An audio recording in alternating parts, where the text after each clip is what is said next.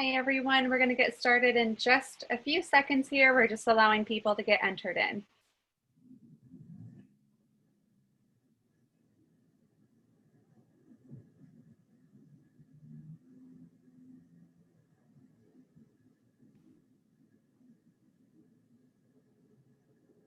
All right, let's go ahead and dive in. Well, good afternoon everyone. My name is Molly McGurr. I am the Event and Program Manager with Traverse Connect, and we welcome all of you here today.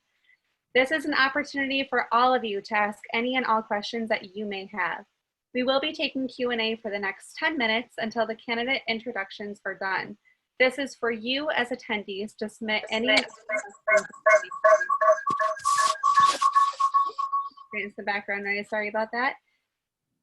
Once the candidates are done with their introductions, we will no longer be accepting questions.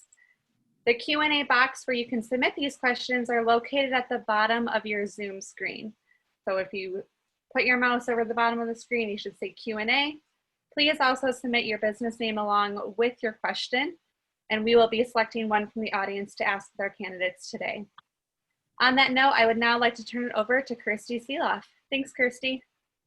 Thank you, Molly. My name is Kirstie Sieloff. I'm the Director of Government Relations for Traverse Connect and the Northern Michigan Chamber Alliance. Welcome to Traverse Connect's Meet the Candidates Grand Traverse County Commission event tonight, where you will have the chance to hear from our candidates running for the County Commission seats. Tonight's event will allow our investors to learn where our candidates stand on issues important to our business community, because the questions are generated by you. This is a live event, so please use the Q&A feature to submit a question you would like to hear right now. We are accepting questions generated from the audience in the Q&A feature for the next 10 minutes. So please take an opportunity to submit a question that you would like to hear. As you know, we've got a big election coming up on November 3rd. It's critically important for our business community that we elect leaders who care about issues important to us, especially as we address our COVID-19 recovery. Here at Traverse Connect, we will be providing education to our investors through online candidate profiles for State Representative, Grand Traverse County Commission, TCAPS Board, and NMC Board. In addition to tonight's event, we have also posted the recording of our Meet the Candidates event for State Representative on our website. Traverse Connect and the entire coalition of our 16 chambers and economic development organizations within the Northern Michigan Chamber Alliance continue to advocate for the needs of rural Northern Michigan and our over 7,000 member businesses. During the pandemic, we know how important it is to have access to decision makers. And in that note, tonight we are offering you the opportunity to connect with your Grand Traverse County Commission candidates. And of course, tonight's event wouldn't be possible without our wonderful candidates and also the help of the Traverse City Record Eagle. Tonight we're joined by Nate Payne, who is the editor of the Record Eagle and will serve as our moderator for our Meet the Candidates Forum. So Nate, thank you so much for being here tonight, and I will kick it over to you. Hi, everybody. Thank you for that, Kirstie, and thank you very much to the to Traverse Connect for hosting these events and working so hard to put these together. There's nothing more important to our democracy than an informed electorate. So we're proud to be part of this and to help out in any way we can. So we can kick off quickly here with an introduction of the candidates. We have, and these will be introduced alphabetically by district and last name. So we have in District 1, Betsy Kofia, the Democrat, running against Josephine Ferry, Republican. We have District 2, Bryce Huntley, and did he make it in? He did not make it tonight yet. And Bryce is a Democrat running against running unopposed. In District 3, we have Melissa Hogan as running in the Democratic slot, and we have Brad Jewett running in the Republican side of the ticket. And I don't think Brad made it with us tonight either. In District 4, we have Bryce Kern running on the Democratic side of the ticket, and we have Penny Morris running on the Republican side of the ticket. In District 5, we have Jade running on the Democratic side of the ticket, and we have Ron Klaus, the incumbent, running on the Republican side, and Ron is not attending with us tonight. In District 6, we have Bruce Moore running on the Democratic side of the ticket against Darryl V. Nelson on the Republican side of the ticket. And in District 7, Rob Henschel, the current board chair, is running unopposed on the Republican side of the ticket. And Rob is not with us tonight. So I'll give you a quick forum overview.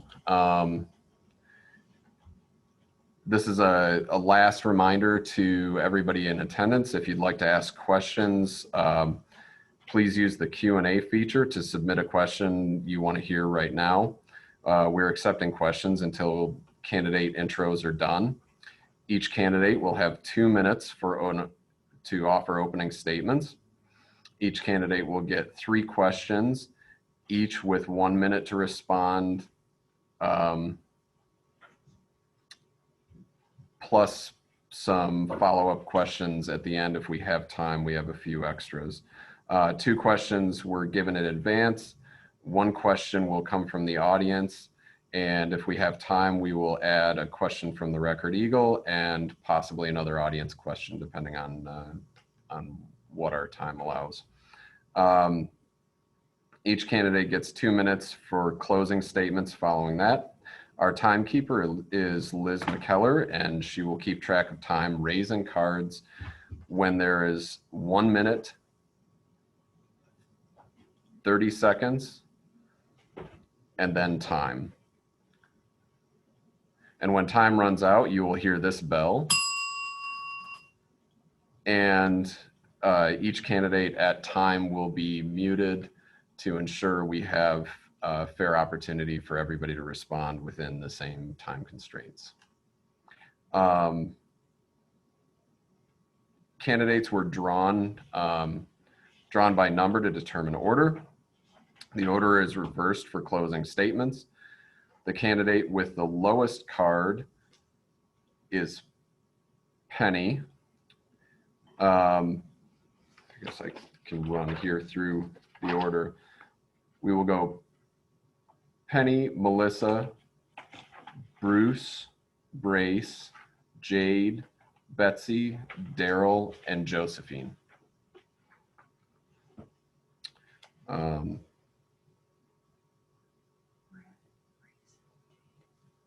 We don't have Brad, those who will have to. Okay. Oh, we do have, yeah, so Brad will be in the 4th slot.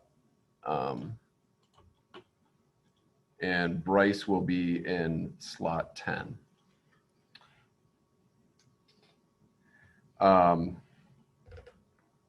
The questions are in random order, so candidates will not be answering the same question back to back because this is a forum and not a debate format.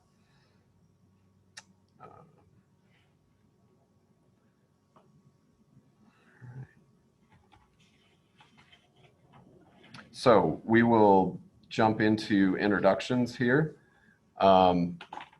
Starting us off with Penny, you have 2 minutes for introductions. Hi, I'm Penny Morris, and I have lived in Long Lake Township for about 28 years. I'm married to a retired veteran, a retired Traverse City Reserve police officer, and I am running because this is such a great community that we live in.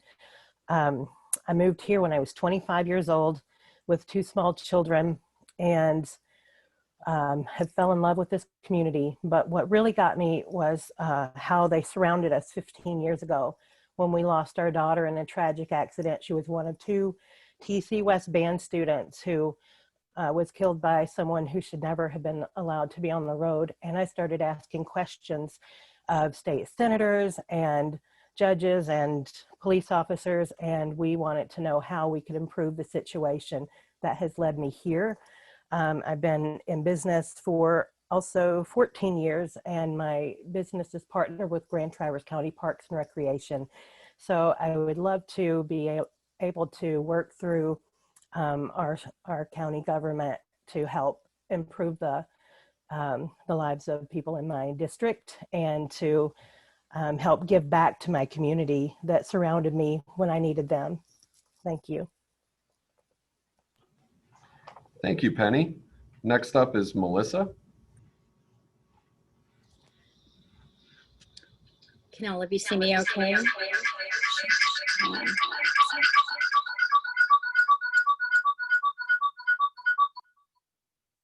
I apologize. I had to switch technology here. Can you hear me okay? Yes, we have you. Oh, okay, there I am. Okay. I apologize.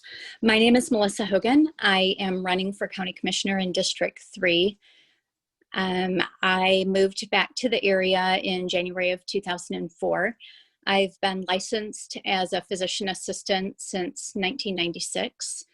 A big part of who I am as a person and what has led me to run is trying to contribute to the community to the extent that I'm able to in meaningful ways to make positive changes.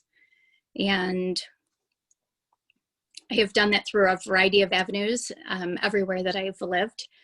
However, to run for county commissioner is very near and dear to my heart, since there are so many issues that I see going minimally or unaddressed in our community, such as affordable housing and infrastructure.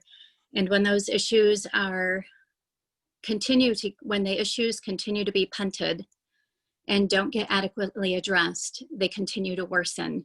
And I want to see this community be a place of pride so that my son, as he grows up and becomes a young adult, has a place to work and live and raise his own family. And this is my way of contributing yet in another way to our community. So again, my name is Melissa Hogan, and I'm running for County Commissioner in District 3. Thank you, Melissa. Next up is Bruce. Hi, I'm Bruce Moore. I'm running for County Commission in District 6, which serves East Bay north of Hammond, all of Acme, and all of Whitewater. It's a diverse district, including suburban areas near the city, resort businesses, farms, orchards, and 2 abandoned airstrips. I've attended almost all of the County Commission meetings starting in February of 2019. If you watch the meetings, you have heard me speak in public comment many times on many issues. I'm a retired mathematical modeling practitioner and project manager. I grew up in Mount Pleasant and earned a chemical engineering degree from U of M. After school, I went to work for IBM in Kingston, New York, and later transferred to Dallas, where I spent my working life. At IBM, I worked in consulting groups doing database, document imaging, and finally, data warehousing and data mining projects. Along the way, I earned 2 master's degrees and a doctor of engineering in engineering management. This degree is best described as a mashup between a PhD in operations research and an MBA. The result is that I can read the actuarial valuation reports that MERS produces and understand them. I can look at the road network in the East-West Corridor study and view it as a capacitated flow problem. The last decade of my salaried life was spent at a large credit union as Director of Business Intelligence, where I served on the Asset and Liability Management Committee and supervised the construction of site selection, fraud, forecast, price, and risk models. I had an on-the-playing field view of the financial crisis. We moved to Traverse City in 2018 after going through what amounted to a business school site selection problem. In the 30 years I lived in Dallas, the Metroplex grew from about 2 million people to 6 million people and saw many early decisions that didn't look so spiffy over time. I look forward to a better future in this community. Thank you. Thank you, Bruce. Next up is Bryce. Hello, Traverse Connect. Thank you for creating this opportunity for your members to meet their candidates. It is so important for all of us to get to know who we're voting for. But how do we really get to know our candidates? Me, I like the beer test. That's when you consider whether you'd have a beer with that candidate. So I'm going to extend that invitation. If I'm on your ballot, come have a beer with me. I'm hosting a Meet Dem Candidates family-friendly happy hour at Jacob's Farm in Corn Maze on Friday, October 16th from 4 to 6. Put it on your calendar as Beer with Bryce. You'll learn more about me then than I could ever impart to you in this 2-minute window. But more importantly, I'll get to listen to you to hear about what you want from me as a commissioner. Because I think it is so important to get to know who you're voting for, I'm also hosting 2 more Meet Dem Candidates events at Twin Lakes Park, which, like Jacobs Farm, is also in Long Lake Township. There's a playground for the kids, hiking trails galore, and the colors will be popping. Those events will be from noon to 2 on Sunday, October 11th, also on November 1st, which is the Sunday before the election. You can learn more about me and these events by visiting bracekern.com or by following me on Facebook at Long Lake for Bryce Kern. Thank you for your attention, your consideration, and hopefully your vote. Thank you. Thank you, Bryce. Jade, you're up next.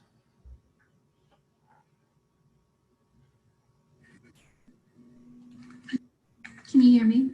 Yep. Okay, so hello, I'm Jade Prang. I'm 21. I grew up in Kingsley. I attend NC right now, and I work as a caregiver at a nursing home. I became interested in politics back in 2018 following the Kavanaugh hearings. So as a survivor of sexual assault myself, I was very upset by Brett Kavanaugh's nomination and by everything that followed. But I was very inspired by Dr. Ford, and I decided that if she could go ahead and she could come out with her story after decades, I could go and report my assault to the police after a couple of years. So I did that, and I feel like that really kind of changed me as a person. I really grew. I became a lot more confident, and I became just very inspired to help other people, to empower other people. And so for me, that was becoming involved in my community, volunteering and advocating for issues that I'm passionate about. And so since I'm 21, I'm very passionate about climate change. I have my whole life to live, and I would really like to have, a healthy planet to live on. So when I started attending county commission meetings, there was a meeting where I realized that our board wasn't prioritizing the environment. I also realized that there were several other issues that I had with this board that I just didn't agree with them, and I realized they weren't paying attention to me or my community's needs. So I decided, I could just go ahead and run myself, and perhaps I could show the community better leadership. Thank you. Thank you, Jade. Next up is Betsy. Thank you. Good evening, everyone, and I really appreciate the chance to participate in the candidate forum. I was elected to the commission in 2018. My husband and I are proud first-time homeowners in Traverse City, in the city where we live with our rescue pup, Pax. I've lived in Northern Michigan since I was 5 years old, and as an adult, starting as a teen really, but have spent many volunteer hours, including mentoring at TCAPS's Traverse Heights and Blair Elementary, as well as volunteering at many health and human services organizations like Children's Advocacy Center, Habitat for Humanity, and Conflict Resolution Services. I believe deeply in being a part of and giving back to the amazing community that we are a part of. I'm most recently very honored to be a member of the Anti-Racism Task Force Council that formed this summer, known as Northern Michigan E3, because it is critical that we as a community make sure that this is a truly welcoming and inclusive place for all of our people. And especially be respectful of our Indigenous First Nations who have always lived here. I'm a small business owner. I'm a community organizer with We the People Michigan. And earlier in my career, I was a newspaper journalist, including a newspaper editor over 6 years, which has been very useful in my work on the commission, allowing me to really work to be objective, to research and look at different sides of tough issues and come prepared. I really keep in mind that we are making decisions not just for the whims and interests of 7 board members, but for 94,000 people, including our local businesses. And it's our responsibility to be responsive, as Jade said, to our constituents. I work hard to engage local voters across political and ideological spectrum on things like Camp Pugsley firing range, TC airport governance, our long overdue senior center being built. My district's on the east side of Traverse City and Peninsula Township, but I'm here to serve all of our people. I'll talk more later about it, but bedrock for me is that we push for county government that holds itself to the highest ethical standards, is transparent and truly accountable. Sorry about that. Betsy hit time there at 2 minutes. Darryl, you're up next. Hi, thanks Travers Connect, thanks Nate and the Record Eagle, and especially thank you to the candidates for putting your hat in the ring. It takes a lot of guts to run for public office. I'm an Acme trustee right now. I ran for office out there and I enjoy the job. And I have decided to run for Grand Traverse County Commissioner because the county is my home. It's important to me, and I'm a native. I was born in Traverse City, and I've lived here my entire life with the exception of college, and for a couple of years working downstate, and I couldn't wait to get back. I'm a third generation business owner and a resident of the area. I've been in business for over 30 years. I've served on over 24 different boards, committees, and nonprofits, anywhere from budgets of over 500 million to under $10,000. So seen a lot of different things. I've followed the issues that have gone on in this county for many, many years. I have seen some of these things that have been going on currently that have been in front of the board for 20 years. And I look forward to working with the candidates if I am elected, or the board members if I'm elected, to get good solutions, long-term solutions to these things. My oldest child and her husband have bought a house in Grand Traverse County, and I intend on being here a long time. I intend to look long-term and work with each other and the staff to come up with the good solutions, the ways to get things done, have solutions. Government is intended to work slow, and sometimes it's frustrating when it works slow, but it's important to get it right. So I throw my hat in the ring, and hopefully people will agree that I can possibly help out. Thank you very much. Thank you, Darryl. Next up is Josephine.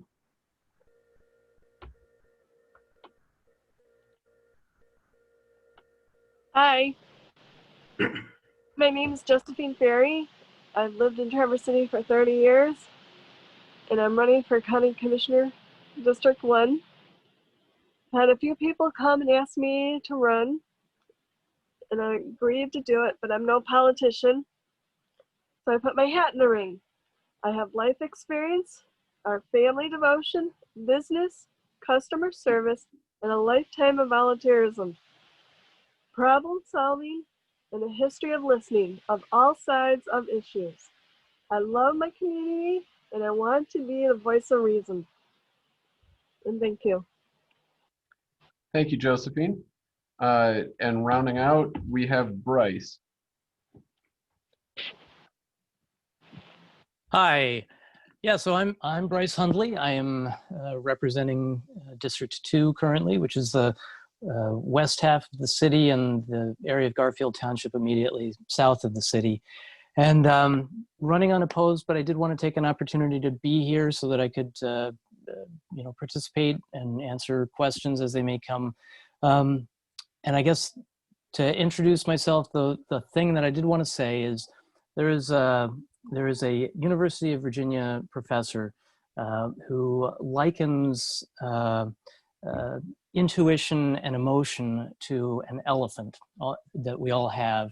And our ability to reason and rationalize and argue with one another is like the rider on top of the elephant. And so the elephant is very big and very strong. And when it gets going in one direction, it's really pretty hard for anything to stop it.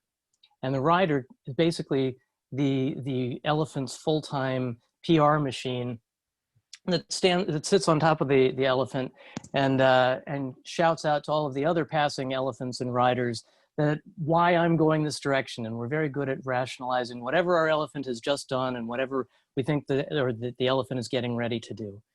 And the only way, so basically the reason we can argue past one another all day long on so many issues, well, I'm spouting facts, another person is spouting facts, is because it's our riders yelling at one another, and we're not talking to the elephants, which is a silly thing to say, but basically the only way that we can ever find common ground is if we can essentially settle the other person's elephant, and also in order to do that, we have to settle our own.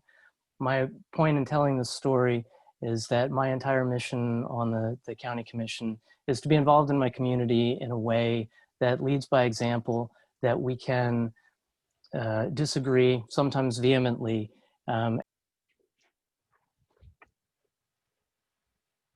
Thank you, Bryce. That's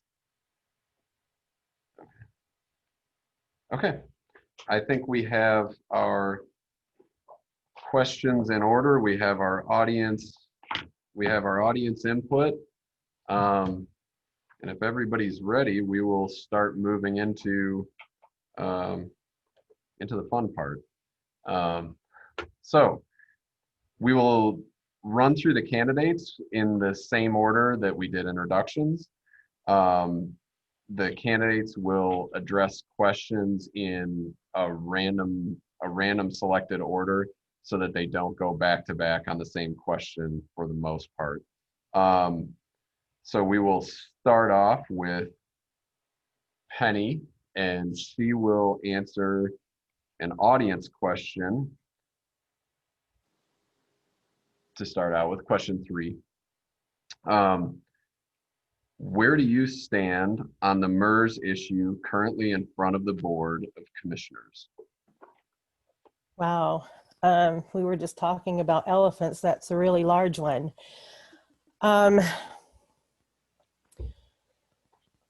Debt is, to have a long-standing debt is a very uncomfortable place to be.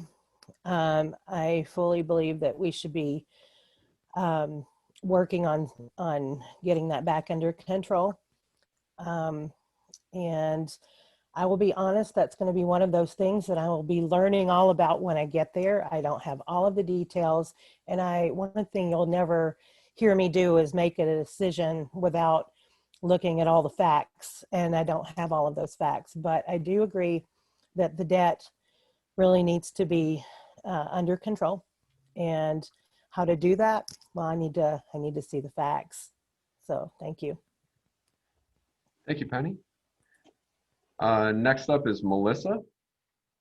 Yes. Can you please describe your top 3 priorities for office? Yes. One of my top priorities is affordable housing. The second, which I feel is in close correlation, is ongoing infrastructure issues. And to some degree, the third issue ties into both of these, because we do have to be responsible about how we go about building infrastructure and affordable housing with regard to the climate, specifically in our area, because we do have a fair amount of wetlands and lakes that bring a lot of people and industry, including the tourism, to the area. So I do feel that all 3 of those are interconnected in a very meaningful and significant way, and it's important to be mindful of each of those when you're specifically addressing one versus the other. Sorry, you hit time. Bruce is up next. How will you create a pro-business climate in Northern Michigan?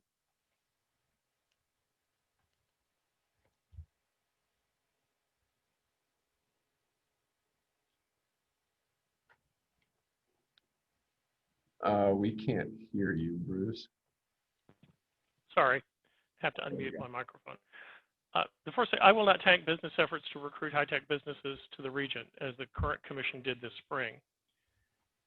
At my doctoral graduation, 2 of the 12 candidates spoke English as their first language. The other English speaker was Black. At all of my professional conferences, there are many women who wear a hijab.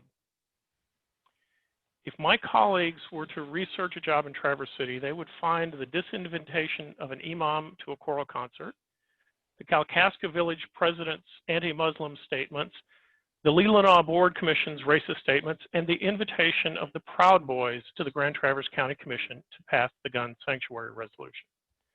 My colleagues would think twice about applying for the job. This act by the current board will have long-term consequences for recruiting businesses, and probably negated Traverse Connect's entire marketing budget for the year. I will work to make this a welcoming place for employees who. All right, next up we have Bryce. You'll answer our first audience question. Where do you stand on the MERS issue currently in front of the Board of Commissioners? Well, the MERS issue currently in front of the commissioners is whether to depart from MERS in favor of a private sourcing of the debt, which I think is a debt issue. It's, you know, we had more than a 13% return, and the complaints are that it wasn't 19%. I think the accounting report showed that it was doing good, not great, but still performing better than most. So I don't see any reason in trying to transfer MERS away. Not to mention Nate Alger made some really good points about all the unions that you're going to have to bargain with to get their consent. There was over like a dozen of them. And all of them are going to want some kind of concession in order to agree to something. It's the natural form of negotiation. And so I think that issue is dead. I think that MERS has been heavily discussed by the board, and they've got it relatively on track to be paid off. They're making more than average payments at $7 million instead of $5 million. And I think it's time to start talking about some other things that the community needs. Thank you. I want to remind all the candidates answers to these questions are limited to 1 minute, so it's pretty abrupt. So keep an eye on it. We don't want to cut too many off. But next up is Jade. How will you help create a pro-business climate in Northern Michigan?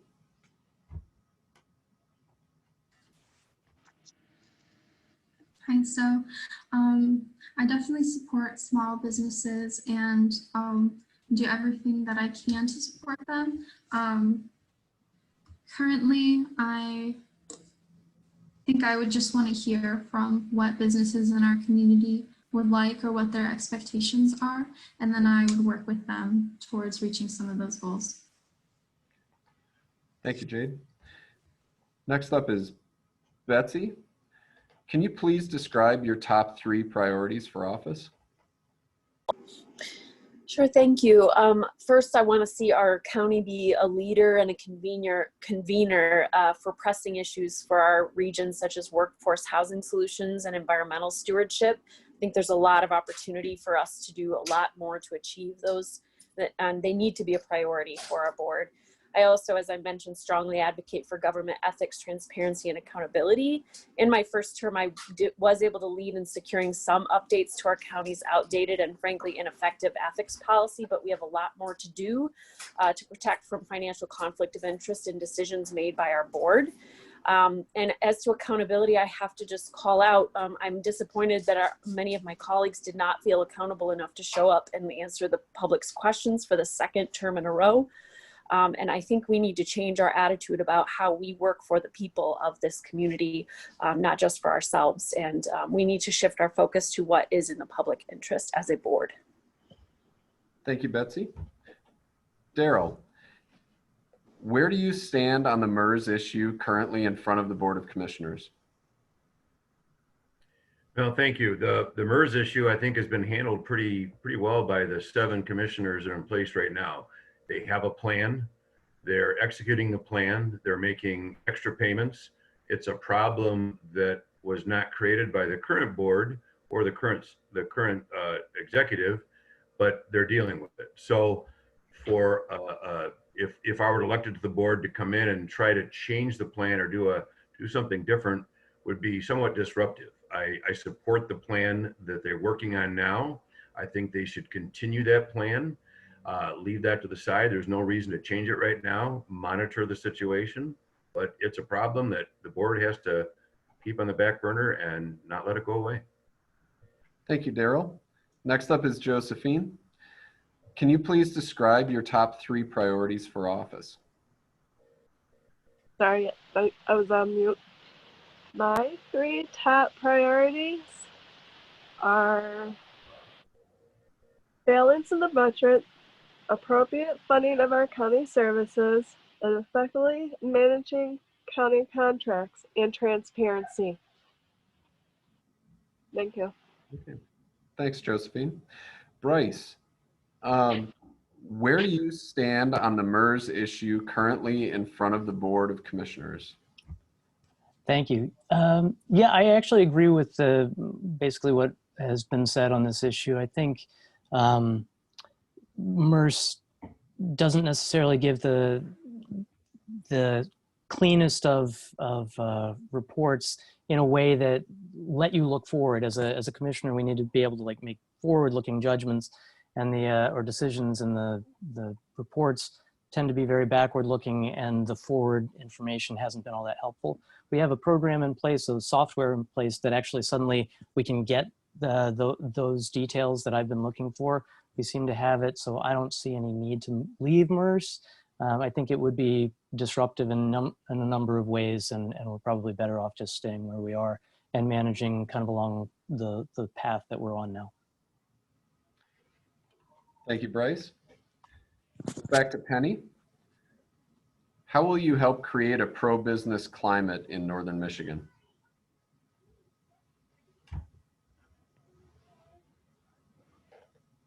As a small business owner myself, I'm obviously pro-business. And right now, businesses have got a lot of challenges dealing with COVID, and I understand what they're going through because I'm going through it myself. But I think the biggest hero of creating pro-business is our use of brownfield redevelopment authorities. I think it does a couple of different things. It cleans up our environment, and it provides an opportunity for businesses to grow in a place that that there's nothing in now. So I guess that would be my answer. Look for opportunities to help grow any business ventures that might be coming. Thank you, Penny. Next, we go to Melissa. Where do you stand on the MERS issue currently in front of the Board of Commissioners? I agree with the others that have gone before me. I feel as though the issue has been reasonably addressed, and to the amount of time and energy and uncertainty that would have to go into changing a course that, although it may not be perfect, it is certainly adequate to get us debt-free. I would not make, and with what I know right now, I would not put an enormous amount of time and energy in changing it. I would just keep an eye and make sure it continues to be effective in lowering the debt sequentially as it has thus far. Thank you, Melissa. Mm-hmm. Bruce, can you please describe your top 3 priorities for office? You're muted. There you go. My top 3 priorities for office are really fairly tightly integrated. Housing affordability, land use, and transparency. I've worked several overnights at Safe Harbor, and I'm disturbed at the number of people who have full-time jobs and live in a homeless shelter. I've heard numerous stories from parents whose adult children live at home because they can't afford housing. It's a major problem, and it's related to land use. The Hartman-Hammond Bridge that is in the news isn't a traffic decision so much as it is a land use decision with long-term consequences that can't be undone. Land use decisions tend to be highly opaque and frequently ignore average voters. In Texas, there were many early developer-driven decisions that didn't work well over 30 years. I think that climate change is going to reverse the outward migration that Michigan experienced, and that the region is going to experience growth for which it's not prepared. Time. Thank you, Bruce. Bryce, can you please describe your top 3 priorities for office? Yeah, sure. The most important thing to Traverse, whether we're talking about the city, the county, or the bay, what matters the most to all of us is preservation of our waters. Without the draw of our waters, we wouldn't be the quintessential up north recreational paradise that sets us apart from the rest of northern Michigan. Our waters have been at the core of our economy since the lumbering days, and now they're being contaminated with untreated waste backwashing from our sewers. We need to prepare our infrastructure from our rising waters. The next two priorities are tied together. Without affordable housing, our employee shortage will continue to stall the growth of our businesses, but we can't keep building the same thing and expect affordability. I suggest we use planned use developments of quaint villages of tiny homes, deed restrictions to prevent against renting so they're not seized by landlords, and homestead requirements to compel year-round occupancy, something where you can get equity at $100,000. Thank you, Bryce. Jade, can you please describe your top 3 priorities for office? Yeah, so my first one is we need to prioritize the environment. I would like to help Grand Traverse County move towards carbon neutrality by 2030. My second one is I would like to see broader representation on the county commission. Currently, there's only one woman. There are no people of color. The majority is conservative, and everyone is significantly older than me, so I would like to see some younger people on the board. And then my third issue would be just the accountability and the ethics of the board. This board currently hasn't really been held accountable to the standard that I would expect. They disregard public comment, they vote even when there are conflicts of interest, and they make up their own ethical guidelines, so there hasn't really been much progress with that. Thank you, Jade. Betsy, where do you stand on the MERS issue currently in front of the Board of Commissioners? So I will probably restate a lot of what already has been said, but I did vote in favor of increasing our payments to MERS. We obviously do need to take responsibility, and I believe we have as a board. We've accelerated our payments, and as far as moving out of the MERS system, I feel that even though they're, as Bryce mentioned, you know, their reporting process isn't amazing, we are in the process of working with them on improvement, and their returns are decent on their annual returns. So I don't think it makes sense to try to all of the layers that it would take to pull out of MERS and go with a different entity. Doesn't make sense to me. So I think we need to stay on the track we're on currently. Thank you, Betsy. Darryl, how will you help create a pro-business climate in Northern Michigan? Well, I've been in business for over 30 years. I'm a third-generation business owner in Grand Traverse County. I've made a lot of payrolls. I know what it's like to hold my paycheck and pay the employees. I know the seasonality of business. I understand the downturns, the upturns. I've been through them. My family's been through that. My family moved here in 1947 to open up a dairy. And so what do I do to a pro-business? I think is you need to provide the tools necessary, but more importantly, stay out of the way of business doing things ethically and legally. You can't make it too complicated or too cumbersome to get things done. A lot of times it's you find yourself fighting all sorts of different regulations that compete with one another just to try to operate. So we try to stop that as much as possible at the county level. Thank you, Darryl. Josephine, how will you help create a pro-business environment or climate in Northern Michigan? Increase customer service, help people with problem solving with these services. Okay. Thank you, Josephine. Thank you. Bryce, can you please describe your top 3 priorities for office?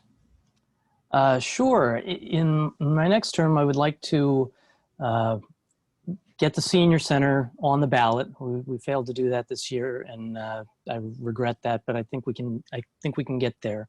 And I would like to do whatever I can getting into understanding the jail to try and make sure that the taxpayers get the most for our community that you can from a jail, to make sure that we have an enormous percentage of people who end up incarcerated have mental health and/or addiction issues that need to be treated. I think if we can aim our jail toward focusing on some of those issues, that would be something I would like to work on.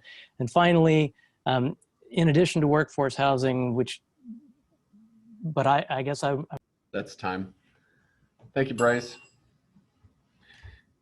Penny, can you please describe your top 3 priorities for office? Yes. First of all, coming from where I come from, I would like to prioritize public health and safety. I believe that our sheriff's department, which is one of the largest portions of the budget, needs some attention. And I'm finding that the same issues that were there 15 years ago when we lost our child are still there today. And so I would like to take a really hard look at what's going on there. Number 2, protecting our parks and natural resources is a major priority. My business is partnered with Grand Traverse County Parks and Recreation out at Twin Lakes Park. And it directly, I see the direct effects of what happens with Parks and Rec. People move here to our area because we have these beautiful resources. And so I'd like to protect them. And number 3, basic integrity, transparency, and respectful and objective dialogue, I believe, needs to go into everything. Thank you, Penny. Melissa, how will you help create a pro-business climate in Northern Michigan?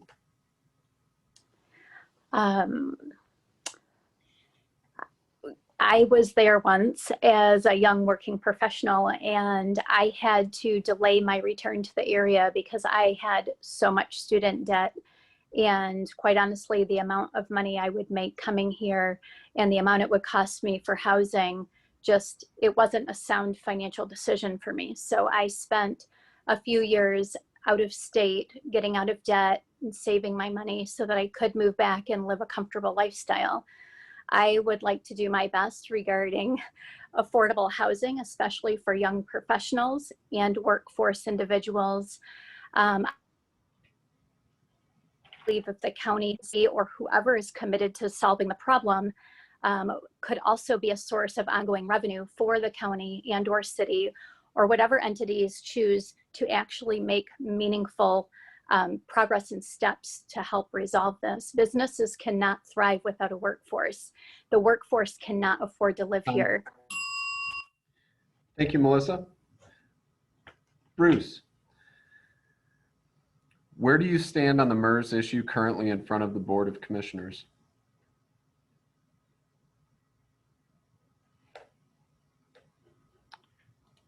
The key thing to know about the MERS issue is that the county needs to fund it with basically as much money as we can afford without firing employees.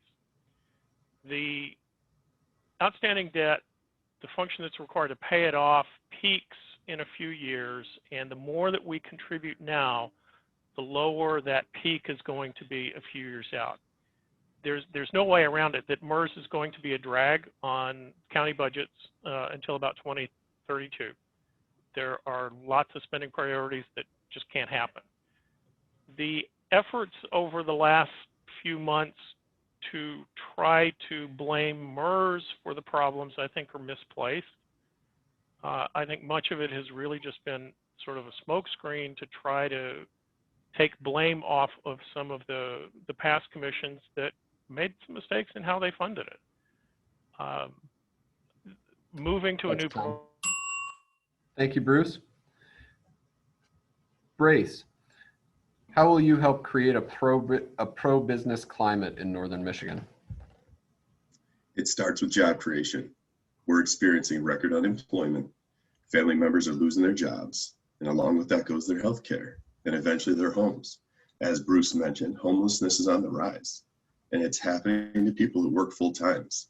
Everybody can't afford a house at $250,000 or more in the area. If we tackle the affordable housing crisis now, we can create jobs by developing PUDs of tiny home villages around the county. We need housing for starter families and lower income people. As an attorney who handles real estate development litigation, I know these PUDs are doable. We must do more to protect our working class families from being priced out of Traverse. Traverse will lose its allure if it's overtaken by retirees, second homers, and Airbnbs. We must preserve that quintessential small town feel that comes from the bonds within a strong working community, which is what I will promote and support. Thank you, Bryce. Jade, where do you stand on the MERS issue currently in front of the Board of Commissioners? So I am still educating myself on this issue, but I do agree with, what has already been said. I don't think I really have anything else to add, but if anyone has a different opinion to what has already been said, I would be interested in hearing their opinion and talking to them. Thank you, Jade. Betsy, how will you help create a pro-business climate in Northern Michigan?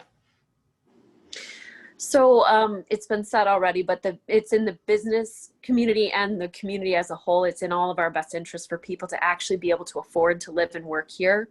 I have been that young professional. I was a college student here, working 2 and 3 jobs to put myself through school and being bumped from rental to rental around the county. It's a huge issue. It's gotten much worse as I've gotten a little older. We need to be a leader and a convener as a county on workforce housing, which is, we have tools as a county government that we are currently underutilizing, such as the Housing Trust Fund, our land bank, and our brownfield redevelopment. We really should be employing those much more aggressively. As well, the county needs to resume talks on how we can be a partner around the childcare affordability and access issue. We had conversations about starting a county and city employee childcare, which would alleviate some of the pressure. This is another issue for our business community. Their staff can't find childcare. Thank you, Betsy.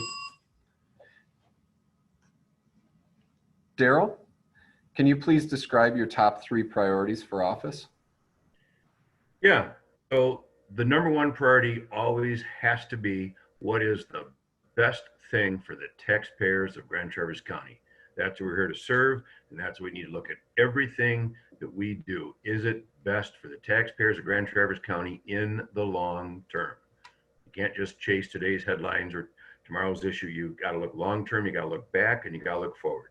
Secondly, I found a long time ago, you hire good people, you provide them the tools that they need to do their job well and get out of their way and let them do their job. You give them the vision, you help them, you support them when you can. And third, we're all one team. If I were to be elected to the board, we're all one team. You need to promote and participate in civility, respectful discussions, ethical cooperations with the citizens, with the staff, with your fellow board members, anyone else you work with. Those are my 3. Thank you. Thank you, Darryl. Josephine, where do you stand on the MERS issue currently in front of the Board of Commissioners? Where do I stand? Less regulation, less government, and more customer service. Thank you, Josephine. Thank you. Bryce, how will you help create a pro-business climate in Northern Michigan?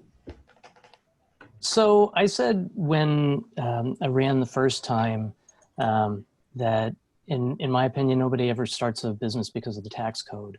We tend to get focused on, well, we should lower taxes or what have you, but businesses start where people live. And so to the extent that we can enhance our sense of community with public goods, senior center, improving the operation of the jail, and also streamlining, which we're already working on, streamlining the permitting process for new builds.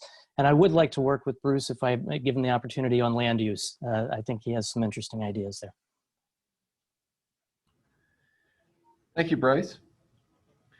It sounds like we'll have time for the Record Eagle question, starting with Penny.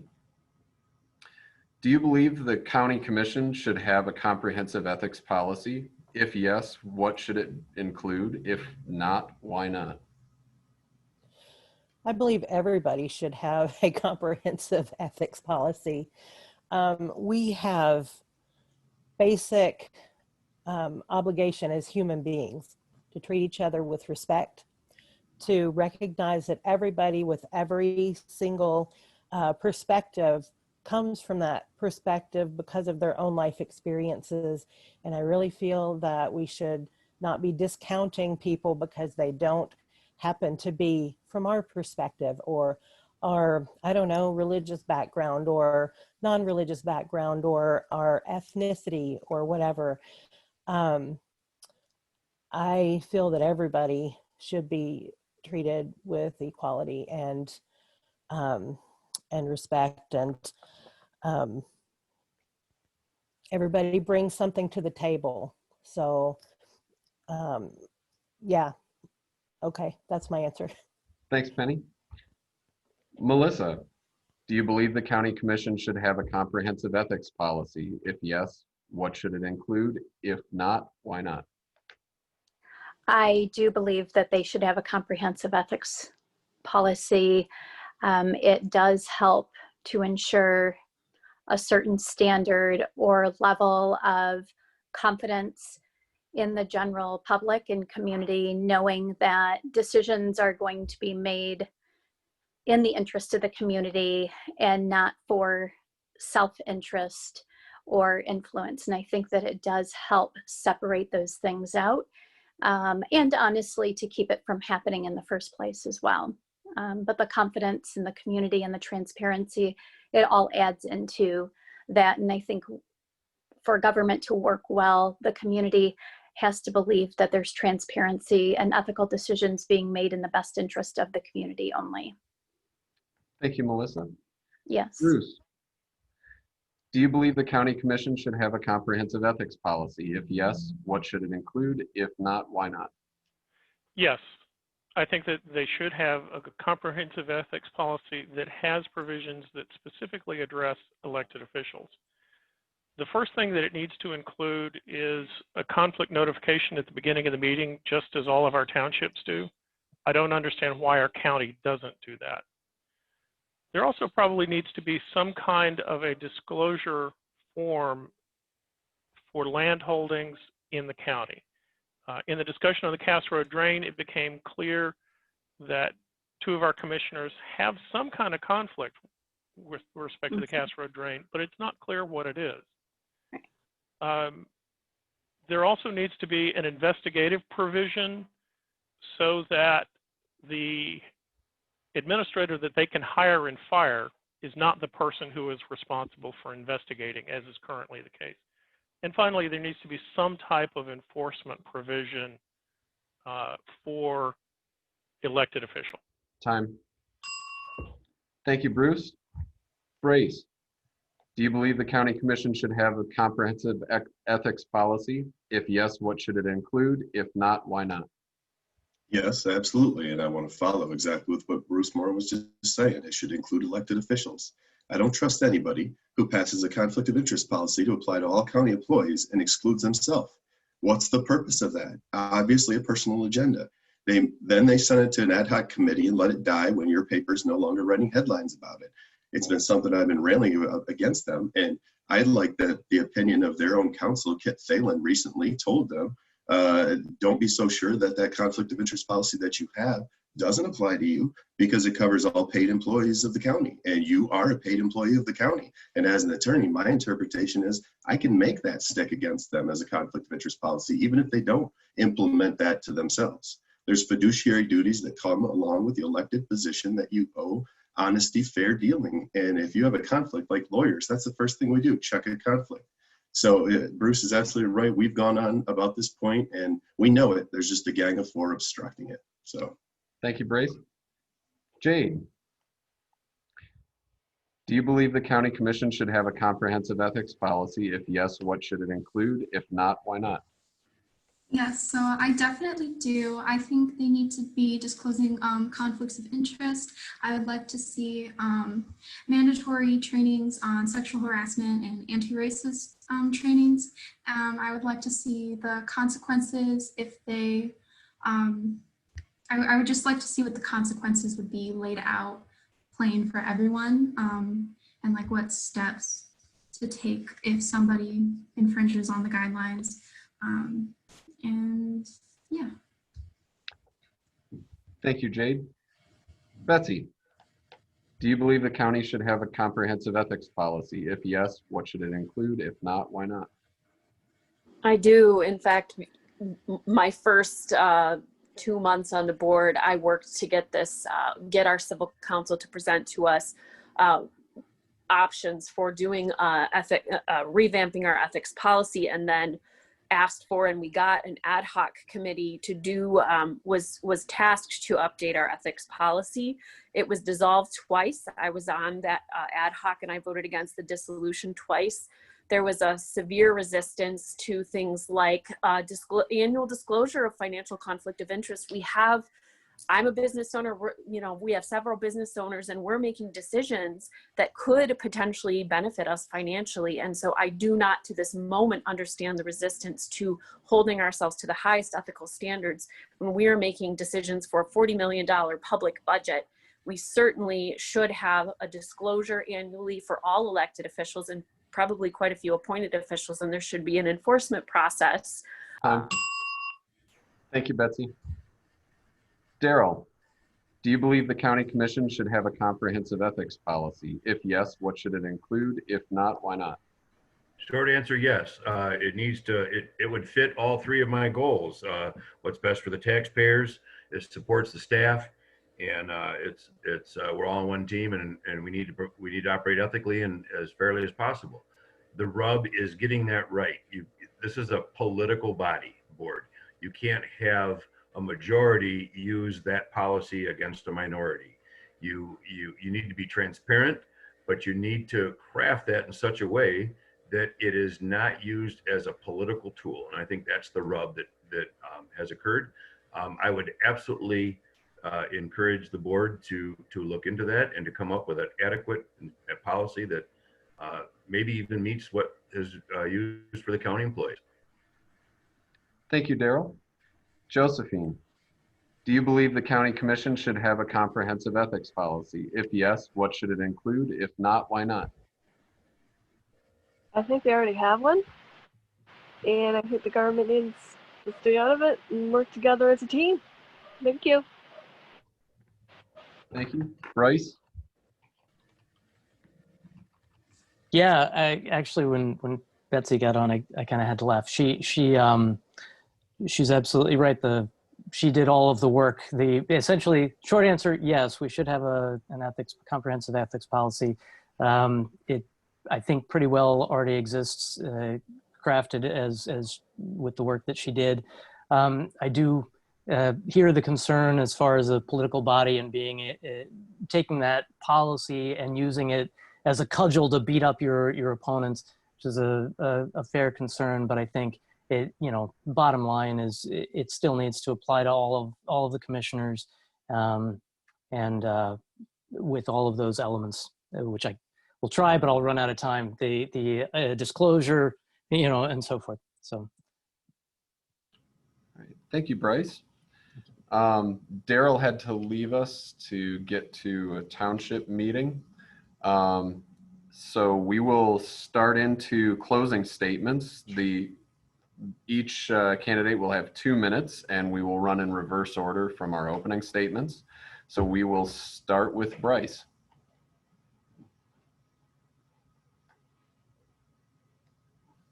I just muted myself. All right.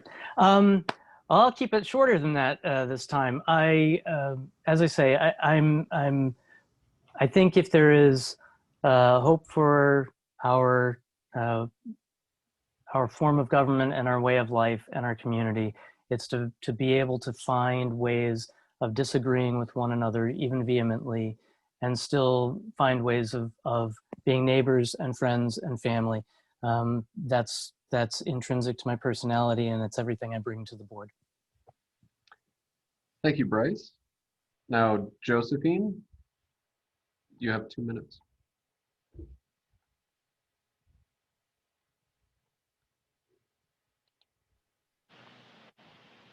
I just love my community.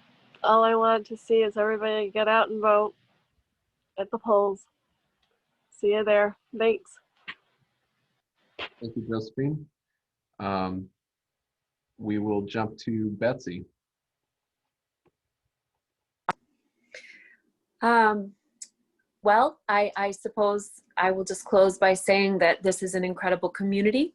And I see that we are a community that is one of the fastest growing in the whole state. Out of all 83 counties, one of the 3 fastest growing. We do need a county commission that is forward looking and not just reacting for the next budget year, but actually looking forward 10, 20, and 30 years and really focusing on how are we listening to the people in our community who are paying the taxes, who are running the businesses?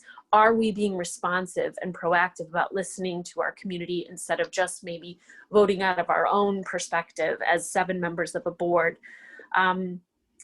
I hope that the community sees the work that I am doing as always putting them front and center. My decisions will always be in the public interest only. I will and have recused myself at times where there's any question of conflict of interest, because I believe we deserve a government full of people who will always make the highest ethical decision possible. My door is always open. Whatever corner of the county you work and live in, if you have a concern, please do approach me. I will do my best to get you a fair hearing. And I would be honored to have your support in and another term come November.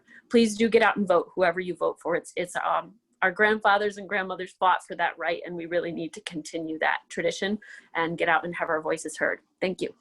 Thank you, Betsy. Jade.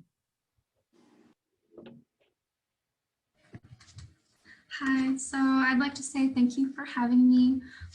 This has been really nice to be able to connect with you all tonight.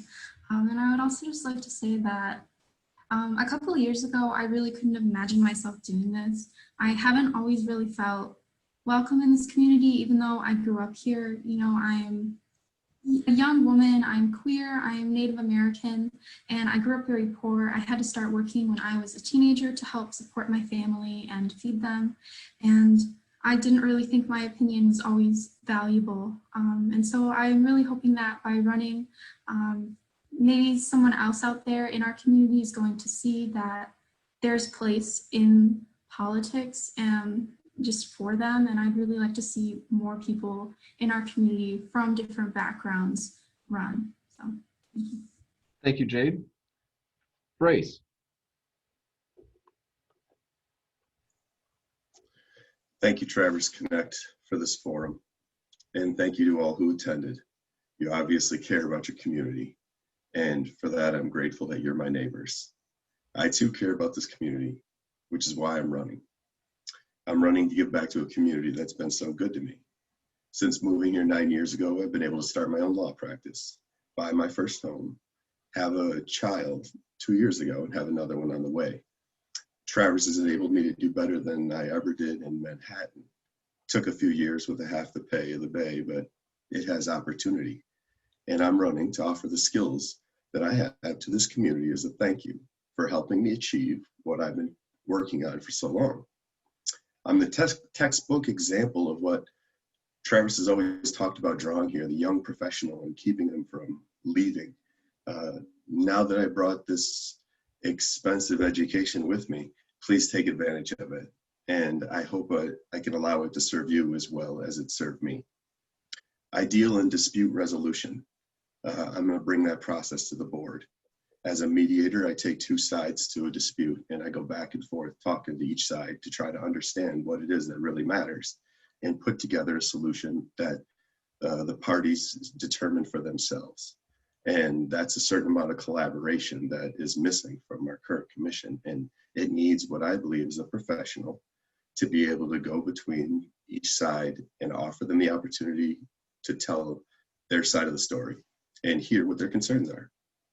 And I want to expand that for the community. My office is on Veterans Drive next to the VFW, and I'll hold office hours at least once a week for the community to be able to come in and express concerns about what they have on the agenda, which the agenda should be made much more clear and the meeting should be moved to nighttime so that people can participate instead of trying to shut everybody out. The more that our community participates, the better we all are. Thank you, Bryce. Bruce.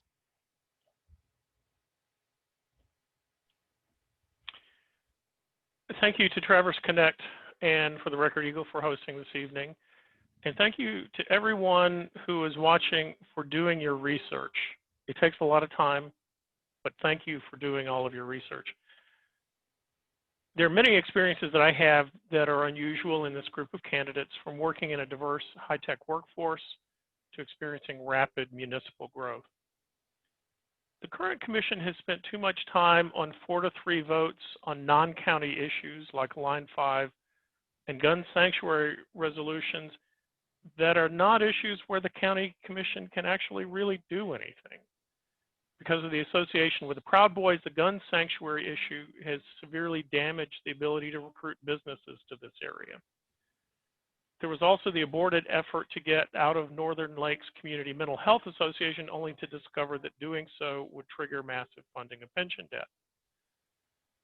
This commission has spent a huge amount of time trying to blame MERS for decades of underfunding of the pension debt, rather than just accepting that previous commissions made a mistake. There has been a concerted effort to avoid dealing with problems at the jail. This is truly sad, because in his first year, this was one of Commissioner LaPointe's biggest priorities, and he recently voted to avoid talking about any problems at the jail. If you want more of the same, elect people from the old mold. If you want a commission that will address local problems, elect new people. Thank you. Thank you, Bruce. Melissa.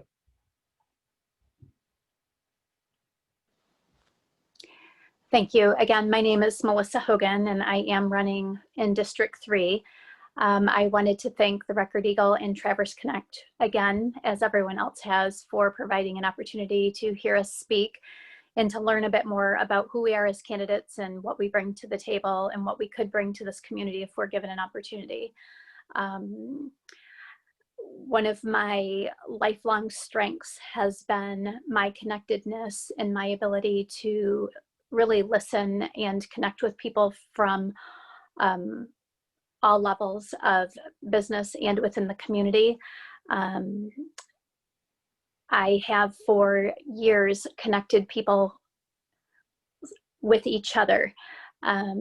When you listen more than you speak, you learn what people need and and I think being able to really hear the needs of the community, that gives you the ability to actually connect people who may need each other, who may not actually know each other, or have the ability to really listen and hear what people are able to bring to the table. For instance, with affordable housing, I spent time listening to the Michigan trade unions and their apprentices, and they were all living the problem, and together we helped to generate some solutions. And I passed along their business cards and their ideas to Nate Alger at the county level. And I followed up with Nate to see if he could work with them, and being willing to work with anyone who has a serious ideas and who are committed to solving the problems that have been ongoing in this community. They're not insolvable problems. It just takes the right people who are willing to commit to win-win scenarios and to give and take whatever is within your realm to see the big picture. And Albert can. Thank you, Melissa. And Penny. Yes, hi. I really appreciate this forum. Thank you guys for hosting and allowing us to talk about who we are and what we're doing.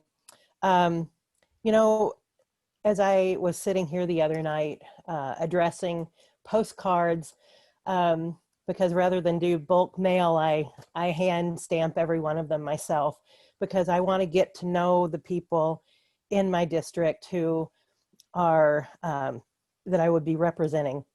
And, you know, Green Lake, Long Lake, we have so many people who, as I get out and talk to them, feel that they're underrepresented.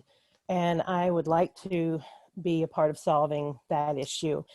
In my own business, bottom line, profit, that's not what I do. My business serves people's needs, their emotional needs, their needs to feel empowered. I empower women with what I do, and make them feel confident in who they are, and make them understand what they bring to any table. I'm all about diversity and about helping people discover what their own strengths are. And I would like to approach the county board with that same thing in mind. The community is first. What we bring to the table as humans is forefront, and we're all an important part of the process, whether it's just going to the polls to vote or actually being part of the decision making. I really want to encourage the community to bring their best to the table. Thank you. Thank you, Penny. And that rounds out our closing statements and our questions for the evening. I want to, from the Record Eagle and from myself, I want to thank all the candidates for coming out. It's an extraordinary undertaking to run for public office, let alone hold public office. And our community is better for all the people who raise their hand and take that charge. I think we should recognize how much work Traverse Connect has put into putting these forums together and into informing the community. Kirstie and Liz and the whole team at Traverse Connect and Molly have put in enormous amount of effort to do this, and it's really a wonderful community service. So I'll pass it over to Kirstie. Well, thank you, Nate, from the Record Eagle, for hosting and moderating our event tonight. Very helpful to be able to listen to all of our candidates and hear their views on where they align with issues important to Traverse Connect.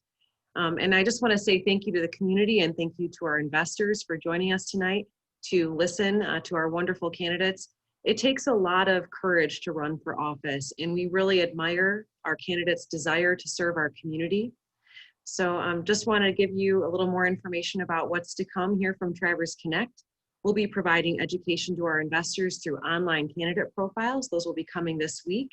We also have a recording of the state representative Meet the Candidates forum, which is on our website. We will also be posting the recording of tonight's forum on our website for future viewing. So again, thank you to the Record Eagle. Thank you to my colleagues at Traverse Connect. Thank you to our investors for helping generate the questions. And thank you to our candidates for taking the time out of your busy schedules to be with us tonight. Good night. Thank you.